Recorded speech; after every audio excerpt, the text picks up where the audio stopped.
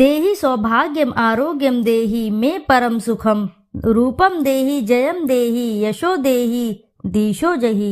जय माता रानी। दोस्तों, स्वागत है आप सभी का आपके अपने चैनल शिव साधना मार्गदर्शन में। बहुत बहुत स्वागत है। माता रानी की कृपा आपके और आपके समस्त परिवार पर सर्वदा सर्वदा बनी रहे। श्रोताओ, आज की इस वीडियो में मैं बताऊंगी नवरात्रि आने वाले हैं। ऐसे में यदि आप अपनी मनोकामना पूर्ण चाहते हैं, आप अपने किसी भी कार्य में सफलता पाना चाहते हैं, तो नवरात्रि के दौरान आप ये 4 चीजें घर जरूर ले आएं। मान्यता है इन चीजों को घर में लाने से माँ लक्ष्मी बहुत ही प्रसन्न होती हैं और अपने हर साधक की अवश्य ही मनोकामना पूर्ण करती हैं। तो आइए जानते हैं विस्तार से वह चीजें कौन कौन सी हैं। परंतु दोस्तों, उससे पहले आपसे एक छोटी सी रिक्वेस्ट है, यदि वीडियो आपको अच्छी लगती है तो वीडियो जरूर लाइक करें, साथ ही चैनल को सब्सक्राइब करें। एक बार अपनी सच्ची श्रद्धा से कमेंट बॉक्स में लिखना ना भूलें। जय माँ भगवती दुर्गा। दोस्तों, नवरात्रि का पर्व माता रानी को समर्पित होता है। चैत्र नवरात्रि हिंदू धर्म में बड़े धूमधाम तथा उत्साह के साथ मनाई जाती है। दोस्तों, आज मैं इस वीडियो में आपको एक ऐसी चीज के बारे में बताने जा रही हूँ जिसे इस नवरात्रि पर आप अपने घर में ले आते हैं तो माता रानी आपके घर दौड़ी चली आएंगी। माता रानी की कृपा से आपके समस्त परेशानियां तथा संकट दूर हो जाएंगे, जिसे करने मात्र से जीवन भर धन धान्य में वृद्धि होती है। कितनी भी बड़ी फूटी से फूटी किस्मत होती है तो वह भी चमक उठती है। शारदीय नवरात्रि अब की बार 3 अक्टूबर से आरंभ होगी और 11 अक्टूबर को महानवमी होगी। 12 अक्टूबर नवमी को दुर्गा विसर्जन के साथ इसका समापन होगा। माँ दुर्गा इस बार पालकी पर सवार होकर आएंगी, जो कि देश दुनिया के लिए अशुभ प्रभाव का संकेत माना जा रहा है। शारदीय नवरात्रि का आरंभ इस बार 3 अक्टूबर से हो रहा है। इस बार माँ दुर्गा का आगमन पालकी पर होगा। माँ दुर्गा हर बार अलग अलग सवारी पर सवार होकर आती हैं। माँ दुर्गा किस वाहन से आएंगी, इसका असर पूरे देश और दुनिया को देखने को मिलता है। अब की बार माँ दुर्गा पालकी पर सवार होकर आएंगी। माना यह जा रहा है कि माँ दुर्गा को पालकी पर सवार होकर आना देश की सुरक्षा और अर्थव्यवस्था के लिए अच्छा संकेत नहीं है।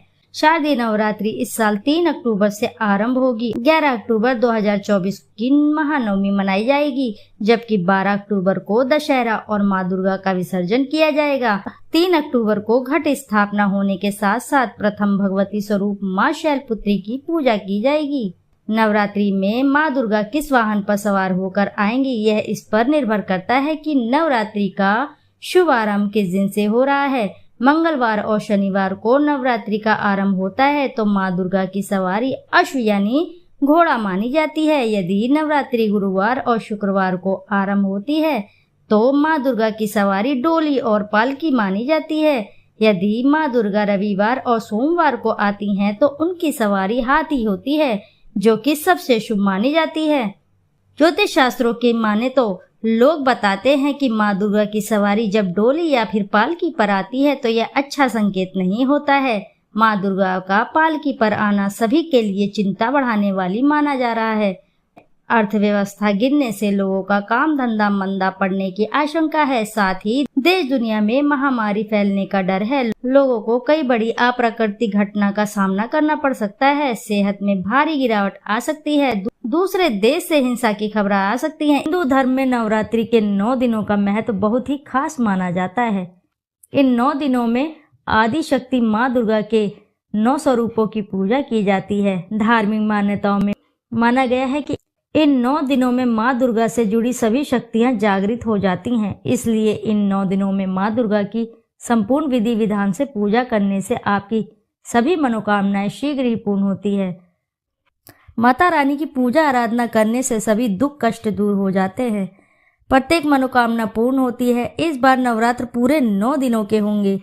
देवी भगवत पुराण के अनुसार नवरात्रि 9 दिनों में माँ दुर्गा धरती पर भ्रमण करती हैं। नवरात्र के 9 दिनों में माँ दुर्गा को प्रसन्न करने के सबसे खास दिन होते हैं। भक्त अपनी अपनी श्रद्धा से माता रानी को व्रत करके तथा पूजा पाठ करके आराधना करके माता रानी को प्रसन्न करने का पूरा प्रयास करते हैं और माता रानी भक्तों की मुरादें भी अवश्य पूरी करती है।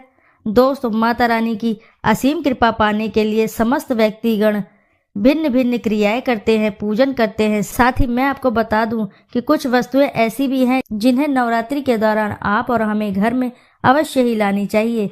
आइए जानते हैं वे कौन कौन सी चीजें हैं। परंतु आपसे एक छोटी सी रिक्वेस्ट है, यदि वीडियो आपको अच्छी लगती है तो वीडियो को जरूर लाइक करें और साथ ही चैनल को सब्सक्राइब करें और एक बार अपनी सच्ची श्रद्धा से कमेंट बॉक्स में जरूर लिख दें, जय माता रानी।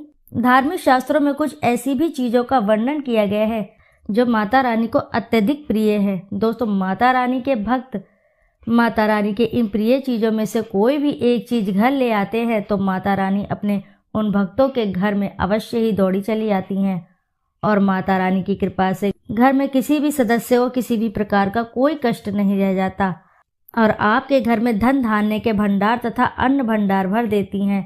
आपके घर से गरीबी दरिद्रता कोसों दूर भाग जाती है। माता रानी की कृपा से घर में हमेशा सुख समृद्धि बनी रहती है। तो आइए जानते हैं उन चीजों के बारे में। पहली बात दोस्तों, नवरात्रे में माँ दुर्गा को 16 श्रृंगार अवश्य ही चढ़ाया जाना चाहिए।